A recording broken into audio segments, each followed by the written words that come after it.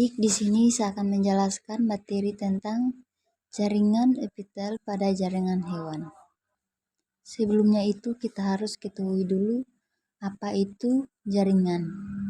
Jaringan merupakan kumpulan sel-sel yang memiliki bentuk dan fungsi yang sama.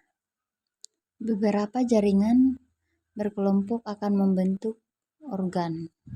Pengelompokan jaringan penyusun tubuh hewan yaitu berdasarkan bentuk sel penyusunnya, yaitu jaringan epitel.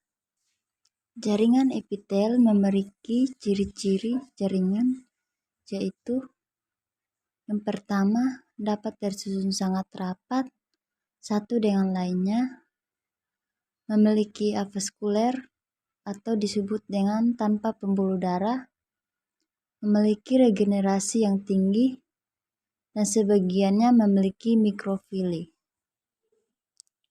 Jaringan epitel juga memiliki fungsi jaringan. Yang pertama itu dapat melindungi jaringan yang ada di bawahnya. Yang berikut yaitu sebagai transport saat antara jaringan, absorpsi atau penyerapan sari makanan, memiliki sekresi yang dapat menghasilkan zat yang diperlukan tubuh, ekskresi yaitu dapat membuang zat sisa metabolisme. Yang berikut yaitu jenis-jenis jaringan epitel. Jaringan epitel diklasifikasikan berdasarkan jumlah lapisan sel yang menyusunnya, yaitu ada dua bagian epitel yang berlapis. Pertama itu ada epitel selapis, yang kedua yaitu epitel berlapis. Di bawah ini yaitu ada gambar epitel selapis dan gambar epitel berlapis. Yang berikut yaitu ada jaringan epitel yang diklasifikasikan berdasarkan bentuk sel yang menyusunnya, yaitu ada epitel pipi, epitel kubus, dan epitel silindris. Di bawah ini merupakan gambar dari epitel pipi, epitel kubus, dan epitel silindris. Yang berikut yaitu yang pertama ada epitel yang namanya pipi selapis. Epitel pipi selapis disusun oleh selapis sel yang berbentuk pipi dengan inti bulat di tengah. Fungsinya yaitu difusi, osmosis, filtrasi, dan ekskresi.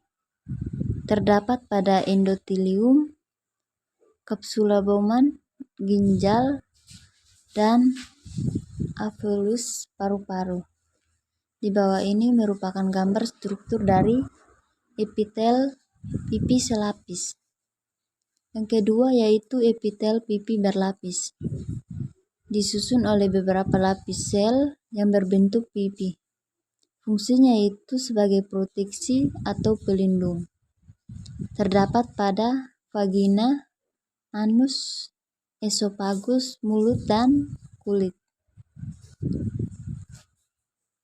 Di bawah ini merupakan gambar struktur dari pipi berlapis. Yang ketiga yaitu epitel kubus selapis. Dapat dibedakan menjadi dua bagian, yaitu ada epitel kubus selapis dan epitel kubus berlapis. Yang ketiga yaitu epitel kubus selapis. Disusun oleh selapis sel yang berbentuk kubus. Fungsinya itu proteksi, sekretori, dan absorpsi. Terdapat pada nefron ginjal, ovarium, kelenjar ludah, tiroid, pankreas, dan lensa mata. Yang keempat yaitu epitel kubus berlapis. Disusun oleh beberapa lapis sel yang berbentuk kubus.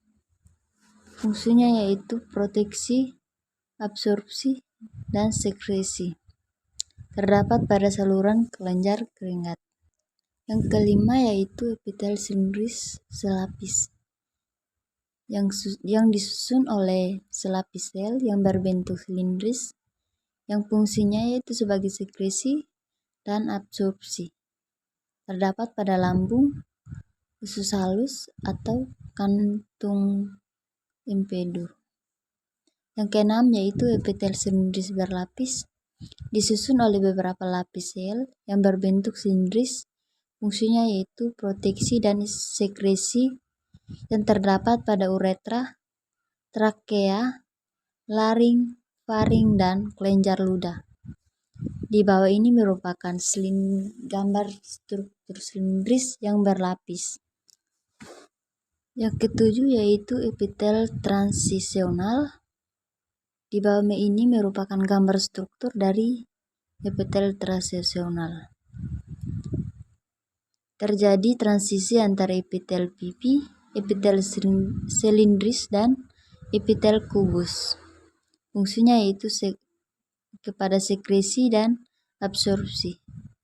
Terdapat pada kantung kemih atau disebut dengan vesika urinaria. Epitel kelenjar yang terakhir yaitu epitel kelenjar, disusun oleh sel-sel goblet. Epitel kelenjar ini ada dua bagian. Yang pertama yaitu kelenjar eksokrin, yaitu dapat menyalurkan sekret ke suatu permukaan tubuh melalui saluran sekretnya yang berupa enzim atau zat lain. Contohnya yaitu seperti kelenjar lambung, kelenjar ludah, kelenjar pankreas, dan kelenjar keringat. Yang kedua yaitu kelenjar endokrin, yaitu dapat menyalurkan sekret langsung ke dalam vaskuler darah atau limfa. Sekretnya yang berupa hormon. Yang contohnya yaitu kelenjar hipofisis, kelenjar tiroid, kelenjar timus, dan kelenjar adrenal. Demikian materi yang saya dapat sampaikan. Terima kasih.